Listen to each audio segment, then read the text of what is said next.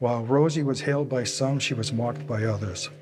By the end of the war, every woman that worked in any capacity was considered a Rosie. Hollywood echoed the feeling of Rosie the Riveter, slow acceptance in the movie Since You Went Away. When Claudette Colbert strictly forbids her eldest daughter from taking a war job at the war plant, finally caving in to allow her to become a voluntary nurse's aide. It isn't until Claudette Colbert's Navy husband is missing in action, she rethinks her position and takes a factory welding job alongside immigrants, the people she once thought below her class.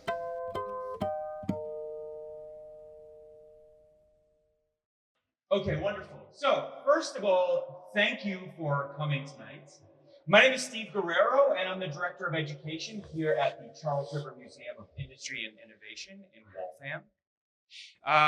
You are in a place that is devoted to the American worker and to American industry, and this is the right place for this talk.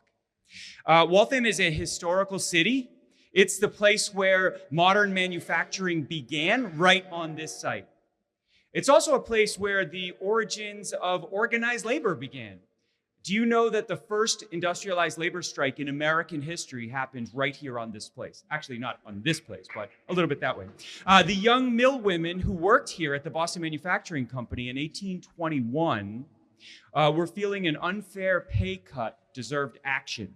We have a letter from a machinist to his brother saying, they cut all the unmarried men's pay on payday without warning. And he says in the letter, they tried to play the same trick off on the girls, and they as one revolted, and the work stopped 2 days in consequence. It's the first industrialized labor strike in American history. Well, let's give it up for So I don't want to take too much of what Chet's going to talk about, but there's a long history here, not only with women, industrialized work, skilled manufacturing work. The founder of this museum, Mike Folsom, believed there's no such thing as unskilled labor. All labor requires skill and ingenuity. And there's another tie through this, which is the company Raytheon. Raytheon actually was in two very historical buildings here in Waltham. One was the Seance Street plant that used to be Charles Metz's Waltham Manufacturing Company, where he would manufacture things like cars in the very early era of the automobile. And another site was just down the river here called the Bleachery. So this company, the Boston Manufacturing Company, founded by Francis Cabot Lowell, opened the Bleachery downriver to bleach the fabrics. And this neighborhood is still called the Bleachery. And there was a time in which Raytheon was working out of that Bleachery building. I also want to introduce tonight's speaker, Chet Michalak, who is a historian for Raytheon. And also his mentor, Norm Krim, was a long time legend at Raytheon, is it safe to say? Correct. And he was a preserver of Raytheon's history and the technical innovation that the company was responsible for, going way back. One of the things I'm really proud of this museum is that we are taking stories, not necessarily of the entrepreneurs or the founders or the inventors, although those are important, but we really want to center the American worker, the people who built America. And you look around us in this museum and you see the kinds of machinery and equipment and technology that they were working with. There's no way you can say that these laborers were unskilled. Thank you, absolutely. Without further ado, I would love to welcome up Chet Michalak for tonight's talk. Chet. Thank you, Steve. Is my mic working? Yes. Okay, perfect. Okay, thank you. I was very touched to hear some of the people who told me stories about their parents, and I'm glad to have my old boss, Dick, and Arthur, or a co-worker from years ago. So I appreciate you coming out tonight. So I'm going to welcome you to tonight's presentation. I hope you find these women interesting, and I try to find fun and interesting stories and target some of these people that really contributed to the history of women's rights in America. So the overview is we'll begin looking at the early 1800s, before women's equal rights were seriously considered. And then we'll look at America entering the war and opportunities for women to join the workforce, replacing men enlisting into the military. and soon after, women recruits and officers joining the military ranks as they became available for each branch of service. Post-war, women were empowered with their new purchasing power, and marketing is directed to them for the new female demographic. These are just a handful of the vast achievements that these organizing, pioneering women that fill encyclopedias today. Thank you to Susan B. Anthony and Elizabeth Cady Stanton for their lifelong work on equal rights and suffragette movement. Both women, unfortunately, would pass away before witnessing the women's right to vote. The National Council of Negro Women, founded in 1935 by influential educator and activist Dr. Mary McLeod Bethune. The organization is still active in Women's of Color at the ncnw.org.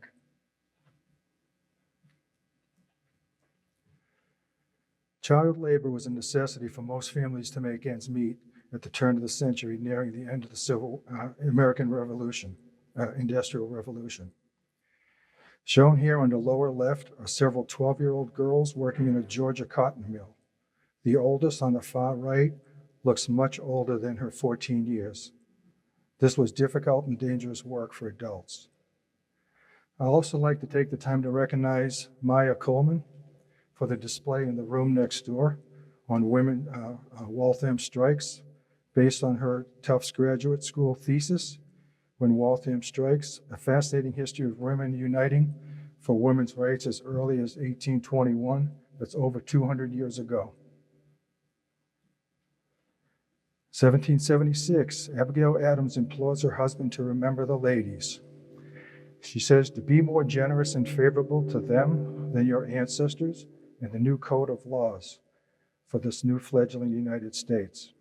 Part of her plea, if particular care and attention is not paid to the ladies, we are determined to foment a rebellion and will not hold ourselves held by any laws of which we have no voice or representation. John Adams, however, dismissed the idea, humorously joking, such a thing would completely subject us to the despotism of a petticoat. Eleanor Roosevelt would not be a suffragette until later in her years. Votes for women were seriously proposed in the United States July 1848 at the convention at Seneca Falls. The 19th Amendment passed Congress on June 4th, 1919, and it would need to be ratified by 3/4 of the states to become law. On August 26, 1920, the 19th Amendment of the United States passed into constitutional law and became a law. One of the women who attended the 1848 convention was Charlotte Woodward. She was 19 years old at the time. And in 1920, Charlotte was the only participant of that 1848 convention who was still alive to cast her vote. And at 81 years old, she cast her vote proudly. Gloom is on the horizon and at the end of the roaring 20s. October 28th, 1929 ends in the roaring 20s in the great crash on Black Monday. The Dow Jones Industrial Average declined nearly 13%, beginning a decade-long slump in an economy and unemployment. Between 1929 and 1933, the gross national product fell 29%, prices fell 23%, construction down 78%, and the investments fell an astounding 98%. The GNP did not recover to 1929 levels until 1937, and it turned down again from 1938 to 39, as many as 15 million Americans lost their jobs, becoming a national crisis and indeed a global problem. In this presentation, you will see use of targeted propaganda messages that can be either good or bad, depending on the intent of the message. The Work Progress Administration was a New Deal agency created by the President Roosevelt, operating from 1935 to 1943 and only ending with the increase of military spending and the war jobs that eventually ended unemployment. Waltham's WPA built the Main Street Post Office, the Falwell Bridge shown on the lower left, and improvements to the Hobbs Brook Reservoir, as well as roadway improvements for the town. America's WPA produced 60 million articles of clothing, bedding for public institutions, served 80 million hot meals and lunches for hungry children, and as child care for women as they became war workers. Doretha Lane, employed with the Resettlement Administration, a Depression-era government agency formed to raise public awareness of and provide aid for struggling farmers, Miss Lang said of this meeting, "I did not ask her name or her history. She told me her age. She was 32. She said she had been living off of frozen vegetables from the surrounding fields and birds that the children had killed.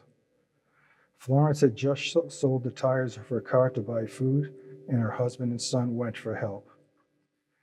These 6 photos put a face on the suffering of American families. The Dust Bowl devastation hit the Midwest hard.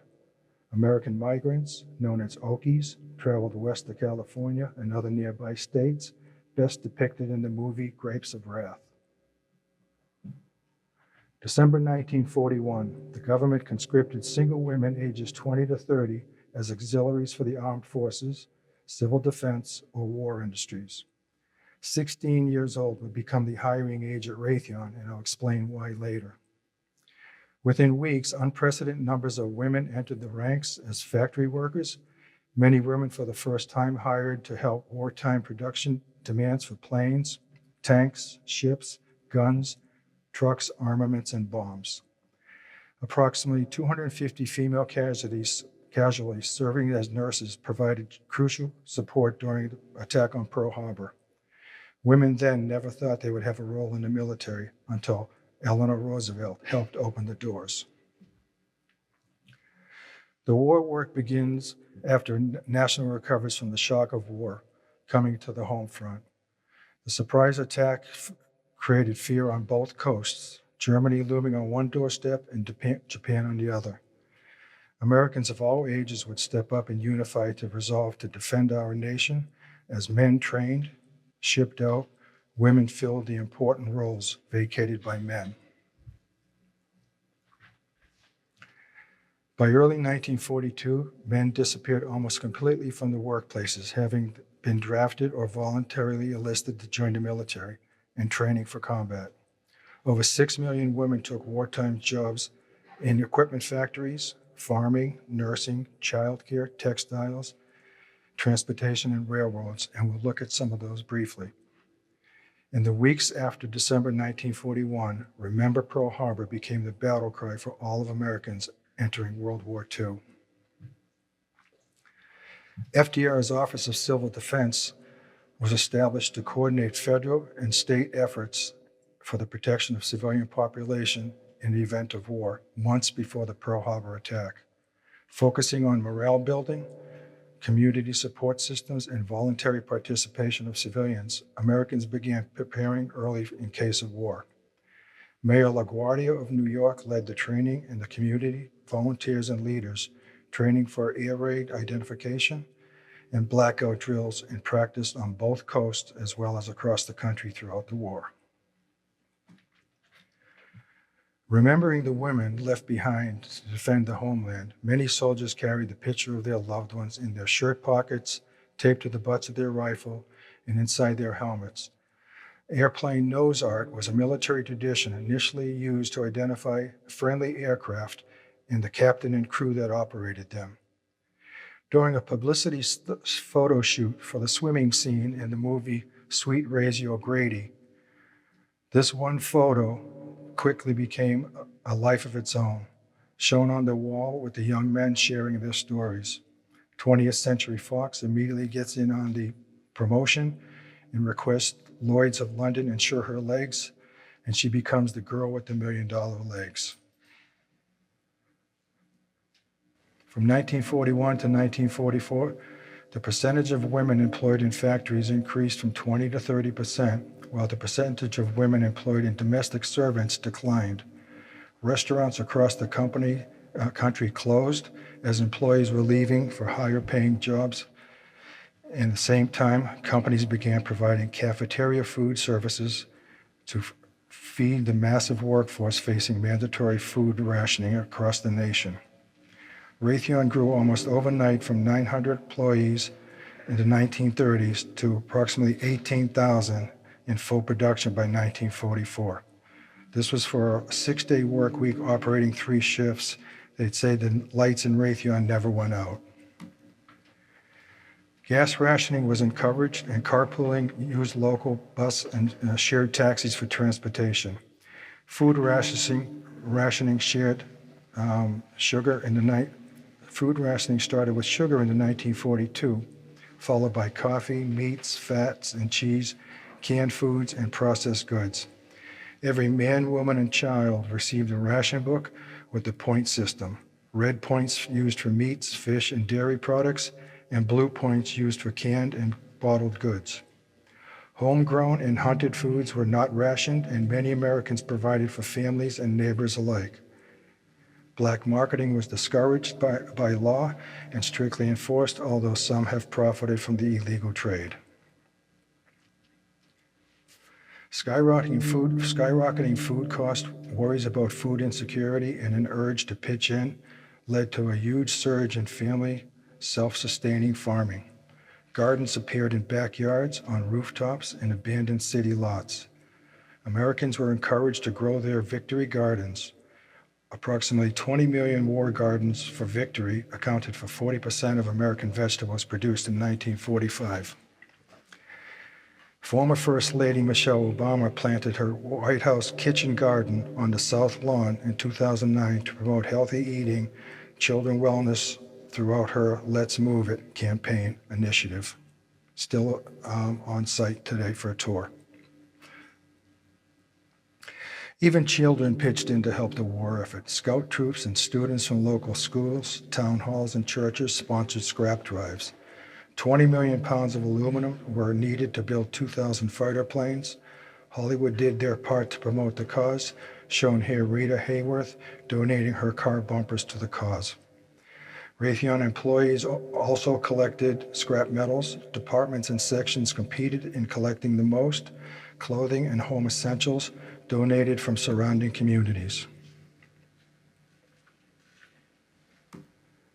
By the mid-1940s, the average female factory worker made approximately $26.64 per week, compared to the men's earning $54.65, a roughly $28 difference. It was common for married couples to work a different shift, or what was called odd shifts. Child care was insufficient, and millions of married women entering the workforce, and families structured their work schedules to ensure one parent was home with the children. Some single women rented shared rooms called hot bunking in homes, as each of the 3 shifts went home for their shared bed and time to rest. Featured in the 1943 romantic comedy, The More the Merrier, starring Jean Arthur and Joel McCrea. It's a funny movie. While Rosie was hailed by some, she was mocked by others. By the end of the war, every woman that worked in any capacity was considered a Rosie. Hollywood echoed the feeling of Rosie the Riveter, slow acceptance in the movie Since You Went Away, when Claudette Colbert strictly forbids her eldest daughter from taking a war job at the war plant, finally caving in to allow her to become a voluntary nurse's aide. It isn't until Claudette Colbert's Navy husband is missing in action, she rethinks her position and takes a factory welding job alongside immigrants, the people she once thought below her class. This is the Rosie River that was created by Norman Rockwell, and in a separate presentation of my Norman Rockwell Hidden Secret Messages in his paintings, I cover her. And later, Raytheon's newsletters started to advertise some of the women sending their own cartoons into the newsletters. Over 100 women were accredited as war correspondents. Here are just 2. Dickie Chappelle was one of the first women to correspond in American history. Her bravery earned her the respect of military personnel and a thorn in the backside of the high-ranking officials. Sadly, in 1965, Dickey was killed by a landmine while accompanying a U.S. military platoon on a search and destroy mission operation in Vietnam at 46 years old. Lee Miller. Lee Miller became a World War II photojournalist beginning in 1939. And no, this is not her Vogue cover girl picture. It's a more interesting story. She arrived in Normandy in 1944, a month after the invasion. Lee took this iconic photo in Hitler's bathtub. Notice his photo on the left. Her dirty boots intentionally wiped on his bath mat only one day after his suicide. Featured in the movie in 1923, Lee, starring Kate Winslet. Before they took jobs in the defense industry, most women didn't wear pants on a regular basis, nor did they hold down jobs after they were married, settling into the domestic life. Women did not know how to apply for jobs in the defense industry, so the Cornhusker Ordnance Plant published the hiring steps in a local newspaper. Women flocked to the plant the next day. Raytheon also advertised for women war workers throughout the New England newspaper ads, and you'll see examples of those soon. So here you can see her getting her health inspection, checking in, getting her photo taken for her badge, meeting the security guard, having a section meeting with her group, getting her coveralls and equipment, being assigned to her supervisor. She starts to put on, build the munitions, and of course she has a nice healthy meal, and at the end of the day, end of the week, she gets her paycheck. Women were quickly trained in skilled jobs at factories, shipyards, and offices. Some would be entering dangerous work environments for the first time. After being trained as a welder for 3 days, a young girl working her first day on a California shipyard, stepping back to admire her first weld, she fell backwards 60 feet to her death in the hold of a ship. Many American workers were injured and died on accidents working in defense plants and factories by the beginning of the war, even though safety was promoted with training. The Occupational Safety and Health, OSHA Act, was signed into law in 1970 by Richard Nixon and enacted in 1971, a quarter century after the war. War worker badges were symbols of pride for many women that worked in the war industry. These type of badges can be found in every country involved in the war, defending their homeland. The Raytheon metal clip-on badge is 1.5 inch long by 1 inch wide. And if anybody recognizes this young lady on the top right, she could be your grandmother. Every woman that was harassed by men in a plant were equally, a number of men welcomed them and supported them as co-workers. To recommend a book, if you want to read about the riveters, I would recommend Mouthful of Rivets, this book here.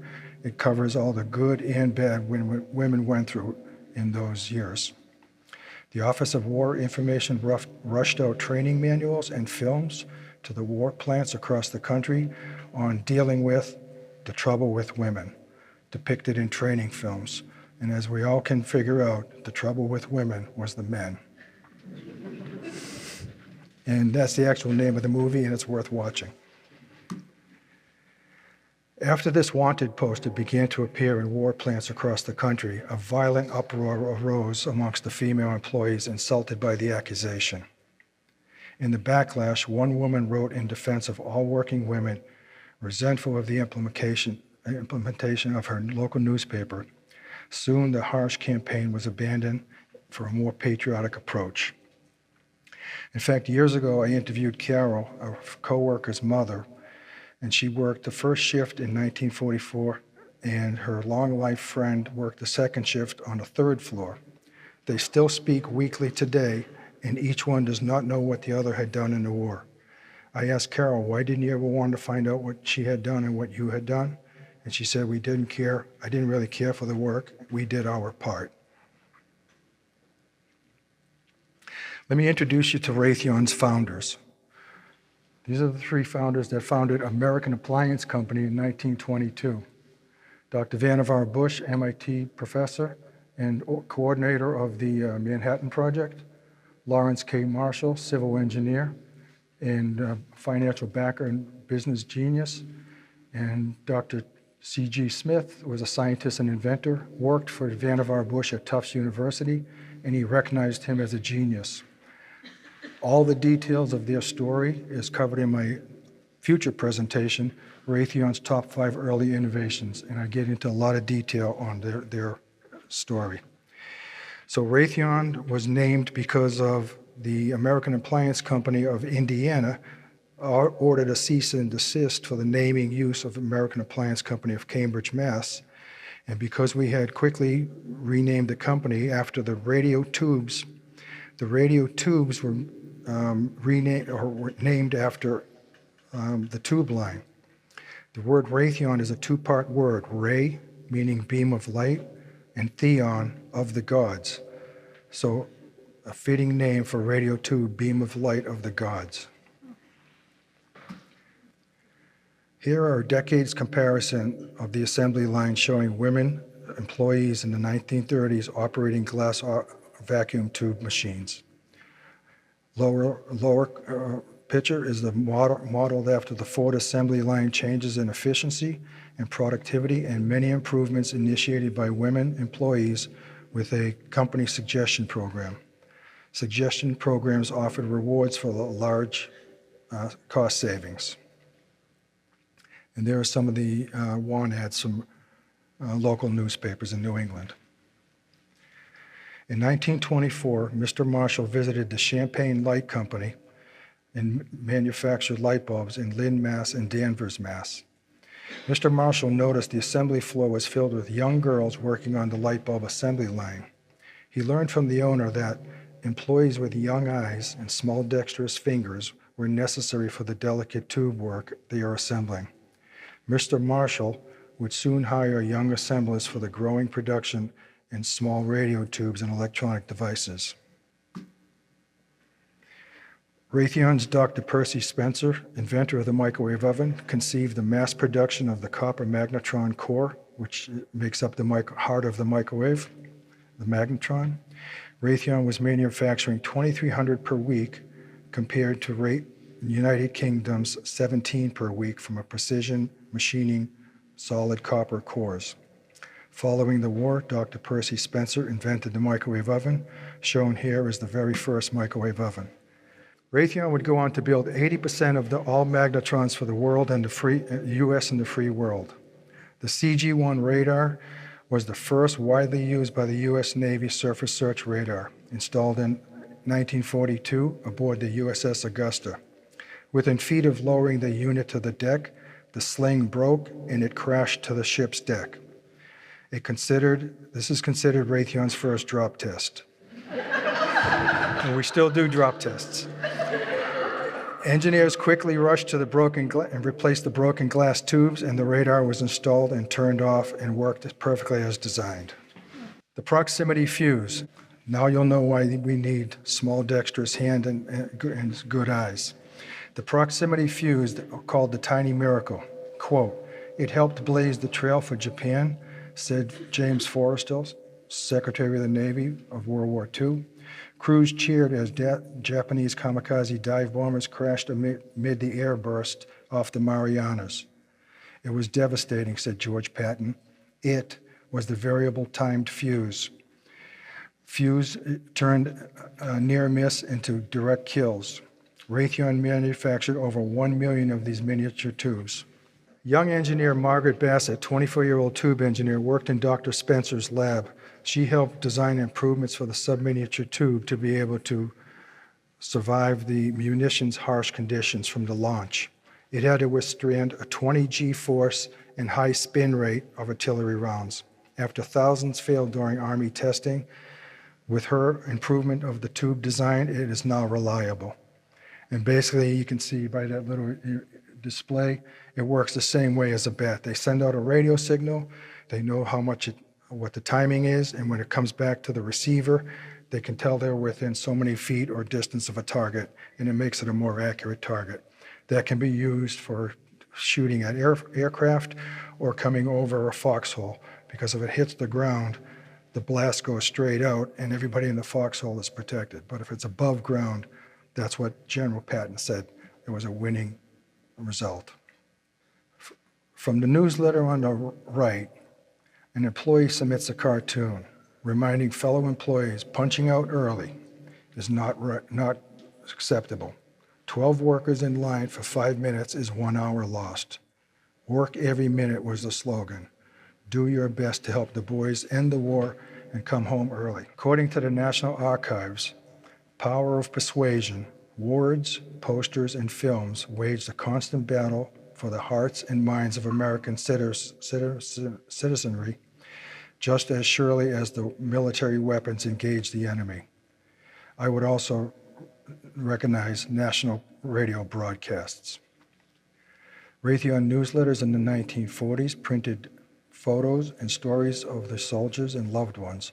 Husbands, fathers, brothers, and sons, and uncles appeared in every monthly newsletter, including those lost in battle.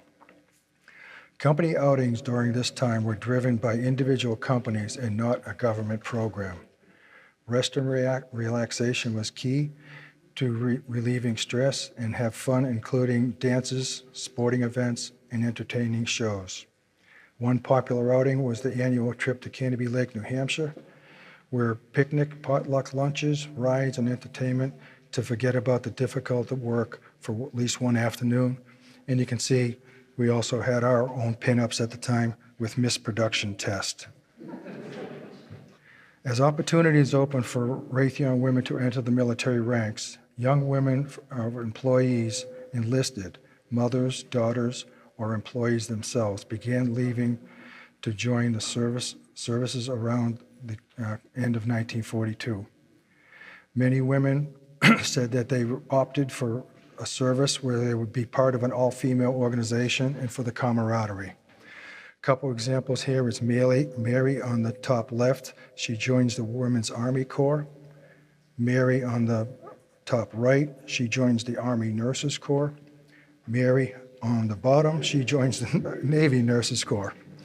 I didn't know there were 3 Marys there. But on the bottom left, Rita is the very first woman to return from services, and she is the first woman to join the Raytheon Veterans Organization, which is still active today. Raytheon newsletters for safety began recommended by the Office of War Information to remind employees keeping a safe workplace and environment. Safety shoes for women would not be manufactured until 1943, and men's size coveralls hung on these women like tarps, until clothing designers tailored outfits in and out of work. Safety manuals would be mass-produced beginning in 1943. This picture shows the winning bench for the month. Any bench with a messy bench in the morning would be greeted by the bust of Messy Muggsy. Shown here in Good Housekeeping photo, all in good humor with a slight amount of embarrassment. Now we'll look at other opportunities for women outside the war plant and factories. Other options and challenges became available to women. Many would leave defense jobs for new opportunities defending America on the war and at home. Early in 1941, months before the attack on Pearl Harbor, President Roosevelt feared without some sort of household defense, Americans could be just as vulnerable as Europe and England. November 1941, the Civil Defense Week was proclaimed to increase public awareness just 1 month before the attack. At the peak of the program, more than 10 million Americans volunteered between December 41 through 43, and the population was only 136 million Americans. It's already doubled 2.5 times since then. The oldest women's military organization, the Army Nurses Corps. Army nurses were caught up in some of the first crossfire of the Second World War, having been stationed in Pearl Harbor at the time of the attack of December 7, 1941, as well as in the Philippines. During the height of World War II, Army Nurses Corps was over 11,000 nursing, serving both statewide and abroad, and the nurses were awarded as many as 1,600 military decorations. The Women's Army Corps was one of the first women's units to be able to send both to Europe and the Pacific theaters. Eleanor Roosevelt was among the first to realize that women should be used in the U.S. Army as well as branches of the service. In 1942, Women's Army Corps was drafted and supported by Congresswoman Edith Nourse Rogers, Representative Lowell. The Bedford, Massachusetts Veterans Affairs Medical Center, also known as the Edith Nourse Rogers Memorial Veterans Hospital, still provides medical care for elderly veterans today. Over 50,000 women joined the Waves, serving throughout the continental U.S. shorelines. The Navy observed the Army's negative publicity by establishing a women's division and avoided the jokes about the Army's wacky women. To attract enlistees in the Navy and to avoid the issues the Army had with the WAC uniforms, the Navy employed fashion designers to create the Waves' smart navy blue uniforms and headdress. The actual recruiting campaign for the SPARS began December 1942, and the first members, made up of 15 WAVE officers and 133 WAVE enlistees, selected directly from the Navy and transferred into the Coast Guard roles. Many of these initial SPAR officers were assigned to the Naval Officer Procurement Centers, where they coordinated recruiting and public relations drives. SPARs served in various capacities, including radio communications, supply chain management, storekeeping, clerical work, yeoman's duties, and medical services, intelligence, and cryptography. Many women were hired as temporary employees during the 1942 to ease the immediate vacancy crunch of the Weather Bureau. By 1945, over 900 women were employed in the Weather Bureau, mostly as clerical positions or as junior observers in training. For the most part, many individuals and later changed to permanent employee status, paving the way for the new career options in women meteorologists. It was a dangerous work. As shown here, Hilda Goodrich climbs a 40-foot tower in heels and a skirt. In 1942, headed by famous American flyer Jacqueline Cochran, 25,000 women applied for the job as WASP. Only 1,800 were initially selected, and just under 1,000 people became pilots competing for the training. Ferrying war machines from war plants across the country to the war front was dangerous and risky. These pilots and crew were the first test pilots for each and every plane leaving the facility. 37 WASPs were killed and 37 injured during the group's existence between 1942 and 1944.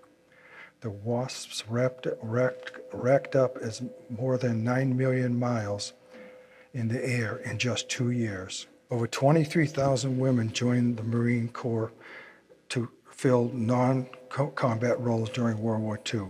At the time, women were not permitted to serve in the roles for Marine Corps. Records show that 18 non-combat deaths did occur during the war. The first director, Ruth Cheney Streeter, stated the goal was to free male Marines for combat and by filling the jobs of qualified women recruits. While unpopular with the head brass, the Marine Corps, the idea was popular with the President Roosevelt and Mrs. Roosevelt, insisting women Marines also be trained in the use of firearms.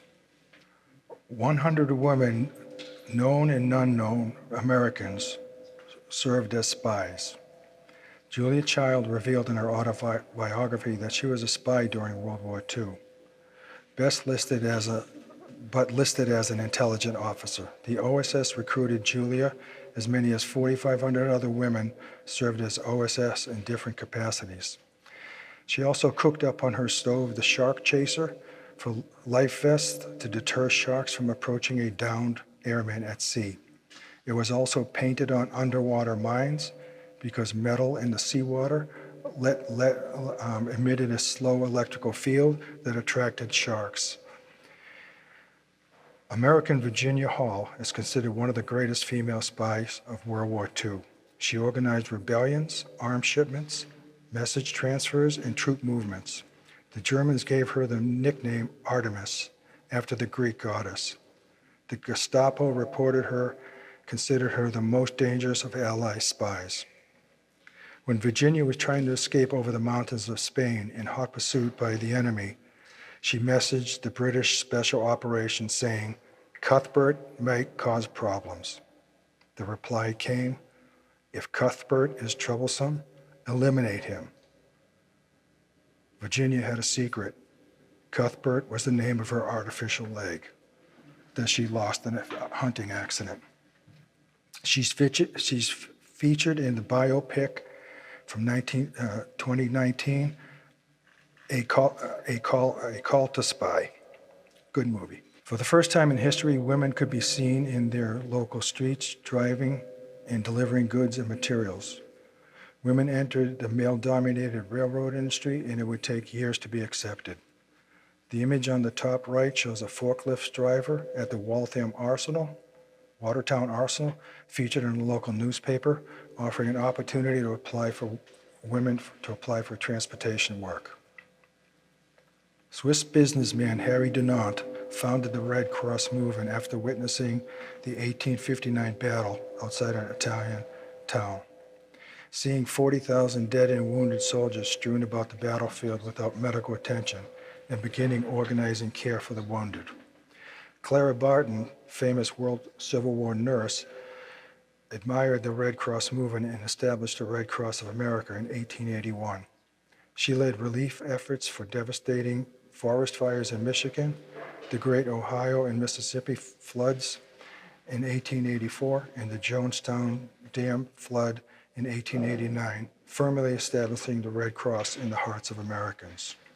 The USO was formed in 1940 out of 18 national organizations, including the YMCA, YWCA, Salvation Army, National Jewish Welfare Board, National Catholic Community Services, and Travelers Aid International. The intent of forming a wholesome recreational morale supporting young Americans who would soon be returning from the war and returning from combat. The agency's Bureau of Motion Pictures reviewed screenplays and offered suggestions to ensure they aligned with the American war objective, but lacked any enforcement. Actress and songwriter and comedian Hattie McDaniel was one of the first African Americans to ever receive an Oscar in her role Gone with the Wind, and she led the women's Negro movement from Hollywood. While the Sheldon Clare Company was the first to create creative force behind the This Is America campaign posters, their work was part of a much larger U.S. government effort to manage and distribute morale-boosting material for the workplace by 1926 to 1968. Promoting national pride in the This America campaign sought to reinforce the idea that workers were not just employees, but production soldiers on the industrial front line. Many companies recognized the new advertising demographic when was the last time you saw a power drill advertised to a woman? Shown on the right in the Wheaties Sparkles box, they hired young girls and set them in war plant environments selling products. From 1963 to 1973, some of you may remember actress Jane Withers as Josie the plumber. In the commercials, wearing coveralls and a white hat to sell you Comet, the miracle powder scrub cleaner, this was a tip of the hat to all Rosies watching and consumer spending. The war comes to an end on VJ Day. Victory over Japan marks the end of World War II, one of the deadliest and most destructive wars in history. When President Harry Truman announced on August 14, 1945, Japan had surrendered unconditionally, the war-weary citizens erupted in celebration. Between 1943 and 1945, polls indicated the high percentage of single and married women wished to stay in their jobs. Unfortunately, immediate layoffs across the country demobilized the military personnel from approximately 12 million women to as low as 1.5 million. Rapid reduction in the workforce economy led to a temporary spike in unemployment in the late 1945 and 1946. After having his plane shot down September 1944, young George Bush and future president survived and returned home on Christmas Eve 1944. George and Barbara married January 6, 1945, at the Rye Presbyterian Church in New York.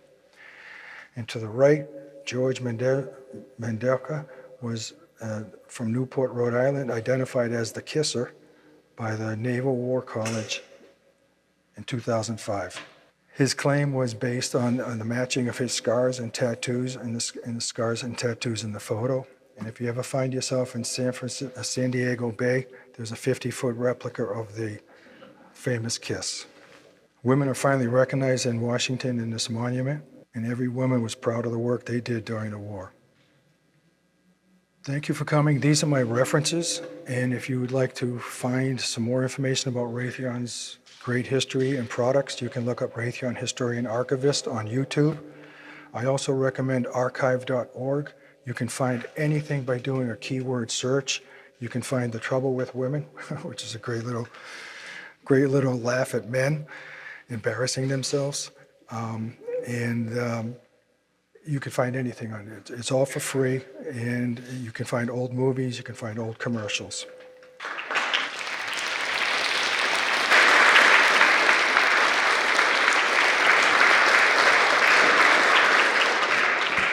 Thanks, Chet.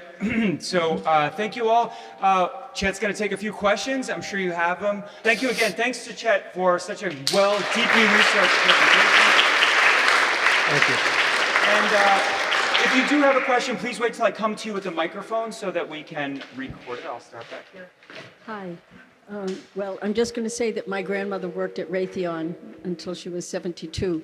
I have a picture of her I can show some of you afterwards in the Raytheon newsletter. Yes, please be by the table. Yeah, I'd like you to show her that. buying a $2,000 war bond when she was the forelady at Raytheon. That is a lot. War bonds were as much as a huge. quarter Yeah, or a it's dollar. unbelievable. I Or can't payroll believe it. deduction, a $2,000. But you know, she was an Italian immigrant, Mm-hmm. and Italian immigrants were questioned, their loyalty was questioned Yes. during the Second World War. So I wonder if she made such a big effort to prove that as an Italian she was patriotic. And she also worked for It the certainly Treasury did. Many Department. companies had prejudices against certain types of people. I know Raytheon, having a top-level management that were Jewish.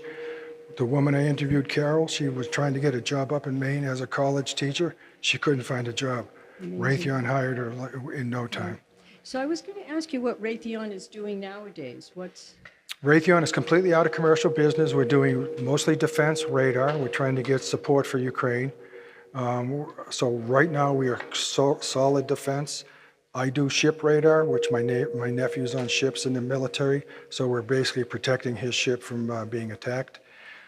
We've got away from all our commercial products. It's just a different company right now. And so where is it located? Where's the home It's base? located all over the world. I work in Tewksbury, but there's Sudbury, Marlborough, and I go where the work is, so I've touched all those plants in my career. I see. And many have been turned into strip malls. Okay, thank you very much. Thank You're- you. Great presentation. Thank you so much. And please be outside there to show people Yeah, your... we'll talk yeah, afterwards. thank you so much. Did the Waltham plant work on the atomic bomb at all? Yes, actually, it's in the book. They worked on a part of it. Of course, his name's not coming to me right now. Robert. They gave this engineer, who was a talented genius, one thing to make. He had to make a trigger that had to react in 1,000th of a second, and he didn't know what it was. He made this design, sent it to the military to use, and when he was listening to the radio one night, he heard about the atomic bomb. His wife states in the book, he turned white. He realized what that trigger mechanism was used for. Dr. Bush, he's in the movie Manhattan Project. He's in the movie as the coordinator of the overall. Dr. Vannevar Bush, he was the chief scientist for all of America. He had 60,000 science under his belt to do all these war inventions. And he was the one who actually directed work to Raytheon as a Raytheon founder. One other question. Sure. During the Battle of Britain, was the radar that used by the Royal Air Force manufactured in Waltham? No, the magnetrons were. So magnetrons are a solid copper core that's very hard. It has very intricate and high tolerances inside that core. It needs to be highly precision machined. Britain They were bombing radar sites all the time. You had to mass produce a new radar site. They were making about 17 a week. Percy Spencer decided, okay, let's take sheet metal, stamp out like cookies, and then stack them up with solder material in between them, send them through a brazing oven, and within a week, out were coming magnetrons like sausages. Because how he invented that, he was sitting at his desk as a coin collector, and he had a stack of 50-cent pieces, and he was dropping them as he was thinking. And just doing that action turned out mass stamping is a mass process, stacking and soldering is a mass process, sending it through a brazing oven, and out those were just mass producing. And we created 80% of the world's magnetrons in the free world. And it's still the heart of Raytheon radars in the microwave oven today. Thank you to Chet. Thank you for coming out tonight, and please check out our upcoming talks. Thank you so much, Chet. Thank you so much. Appreciate it.